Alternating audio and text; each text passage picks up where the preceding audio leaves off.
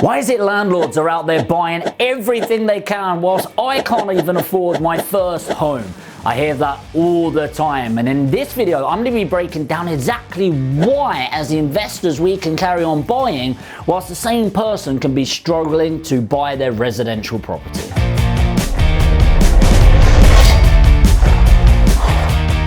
The first real differential, if we like, is why you're buying in the first place. Now, naturally, as an investor, when you're buying, you are buying for a return on your investment, and there's a lot that goes around that. And as a residential buyer, you are purchasing it to live in and become an owner-occupier.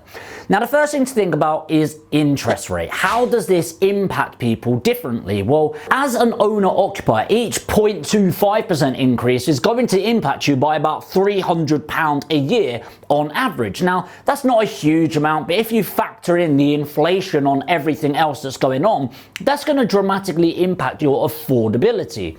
Whereas with an investor, a buy-to-let investor, it often doesn't really matter, because what tends to happen in line with inflation, interest rates, is rents. Rents typically will increase by 3 to 8% per year.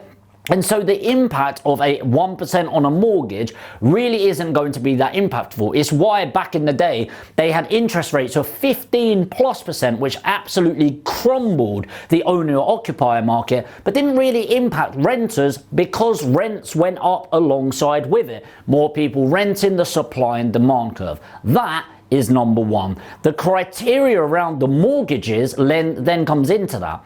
With the owner-occupiers, there's an affordability metric, which should be around 4 times your gross salary. Anything more than that, i.e. stretching you too far, technically you can't afford it. With buy-to-let mortgages, there's something called rental coverage. Typically, it's about 130%.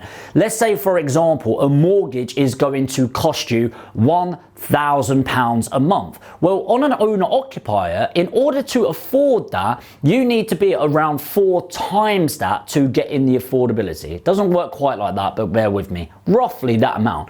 Whereas on the buy-to-let mortgage side, you'd only need to get a rental coverage of 130%, which means that you would need to be able to rent that out for £1,300 for a buy-to-let lender to go, yes, here's 75% loan to value on your mortgage. The next thing to be thinking about is supply and demand, and then within that, the niche demand that's needed. So just in case you didn't know this, we're only able to build on around 6% of the land that we have available in the UK, and we need, and this is the target, to be building 300,000 new homes every single year in order to facilitate the demand that we have as a country for housing. Just in case you don't know this, we're only building less than 50% of that. So we are currently building less than 150,000, it's closer to 125,000. So a massive surplus of demand versus supply. But then you've got the niche economics with that, the niche demand. Well, as a buy-to-let investor, I don't care if it's my personal home. I don't care if it's got a detached little cottage at the back or shed at the back. I don't care if it's got 4 bedrooms instead of 3. I only care that it's getting a good rental return, it's in a decent area, and it's usually a freehold property. That's pretty much it. As long as it's hitting those things, I'm going to get my returns. So the problem is that as a owner-occupier, you are going with an emotional purchase barrier, not an objective barrier. So when I'm offering on a property, and I'll get to offers in a moment as well, I'm really looking at the numbers. It either makes sense or it doesn't. When it involves emotions, like when I bought my house that I live in, I paid maybe 20,000 over what I genuinely thought it was worth. Now that's absolutely crazy, right? Well, yes and no, because somebody else will emotionally buy the same house later and probably overpay for it as well. So when we're really niching this down, it takes us out of our situation. The next thing with offers really depends on how many offers you're putting in. So for me and my team here at Aspire, we will put on, it will genuinely between 3 and 10 offers every single day per person. So I would say over a week there is a minimum of 100 offers that are going in on properties. That is what you need to do in order to be a successful property investor, depending on how many properties you want to get hold of, right? On the flip side of that if you've got somebody that is looking for their dream home, they're probably spending hours and hours and hours per property that they're genuinely interested in, and might be submitting a new offer once every 2 weeks. So there is that sort of number barrier in understanding why you're not successful. And so what I would honestly be like as a first time buyer for sure is it's not going to be your end house. It'll probably be 3 to 5 years, and I'd probably lower expectations a tiny bit and then put in substantially more offers in order to get the dream house at a reasonable price. The next is quantitative easing, also known as printing money left, right and center. During the last couple of years, we needed to flood the market quite a lot with new money. In case you don't know how that money is created, it's completely fabricated. What they do is create things called bonds and say, hey, you can lend money to the country and get a return on that money, and it'll get billions of investment in there. And then what they did is redistributed the same money in B bills, C bills, all of this sort of thing, to then get the money back in the market. Quantitative easing, really good, right? No, what it actually does, well, yes and no. What it does is it creates inflation in the market, which is another conversation, probably another video. But what it also does is it devalues the money. Let's just say gold. Who wants some gold? Who wants some gold? We all want gold, right? If I then told you, oh, by the way, we found a new mine, and now there's enough gold for every single person in the world to fill this room, fill your entire house with gold, what do you think happens to the value of gold? Well, now there's a surplus of it, so gold isn't as valuable a resource as you once thought. And that's the problem with money, is it's rubbish. Do you know there is more money printed than there is actual money? That makes no sense, right? Well, it does, because money, like the cash, isn't real money. It's a promissory note. It's a promise to pay money. And then on the computers, it's just code. It's fabricated out of nowhere. It's no longer backed in the UK by gold either. So it really is nothing. But then when the government prints it, now there's a lot more money, which then means there's more buying power. And so because of the value of money drops, the asset value, i.e. the price of the property, has to increase as well. Now, this isn't an economics video, but if you are interested, put economics in the comments and I can do some more geeky videos on that, where I can really geek out on each section and why it's important to understand. It's not just affordability, there's also lifestyle. You have to bear in mind, we've really shifted quite a lot over the years. For example, what is the main reason as an owner-occupier that you would buy a property? Well, usually it's when you live with your partner, or there's another significant life event like you're about to have kids. But number one, we've become a lot more nomadic, and what that means is we travel around a lot more.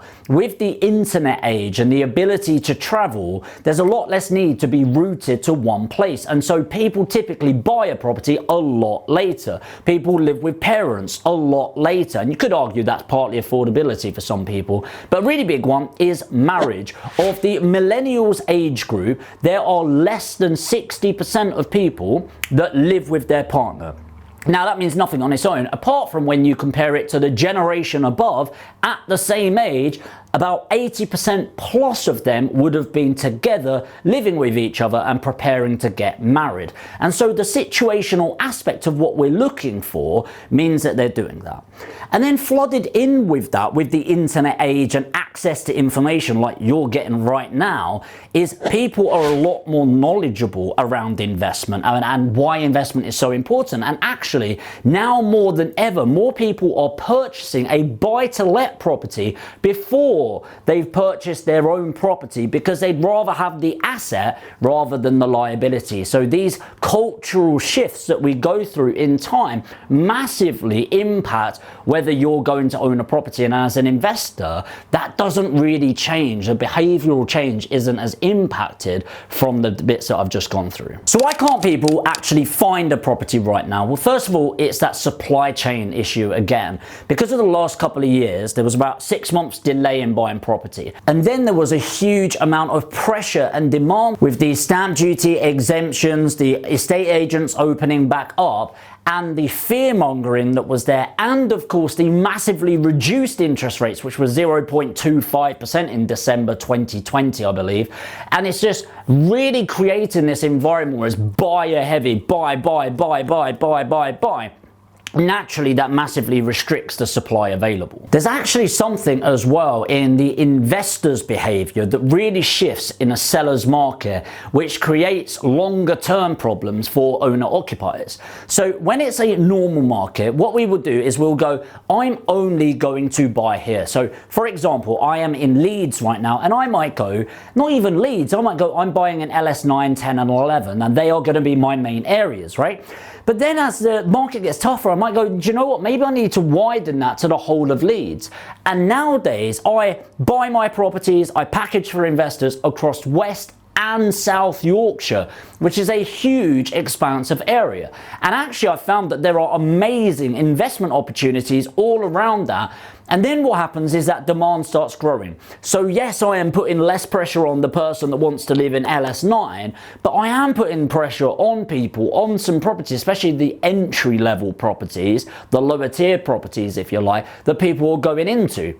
And so because of this, it naturally restricts supply even further. So there you have it. The buy-to-let market is going from strength to strength. With the first quarter of 2022, buy-to-lets have been on the up with more purchases than sales going on. And naturally, this is going to impact things with investors getting trained up and are plenty and going out there in their droves, and the properties just simply not keeping up with it. So we will see this start to shift more and more. I do think affordability is going to be more difficult, and honestly, from a buy-to-let investor point of view, it is going to get better and better. So I'm not really sharing an opinion on that, just the facts that I see in front of me. What I'm interested in, if you have made it this far, is to leave a comment below on what you think of what I've gone through, and do you think that's right, wrong, or is it just the way it is? I hope you got value from this video. Let me know in the comments, and of course, if you could lightly destroy the like button, and if you're new to the channel and you want to find out more about property and investing, hit the subscribe and the notification bell, and I'll see you in the next video.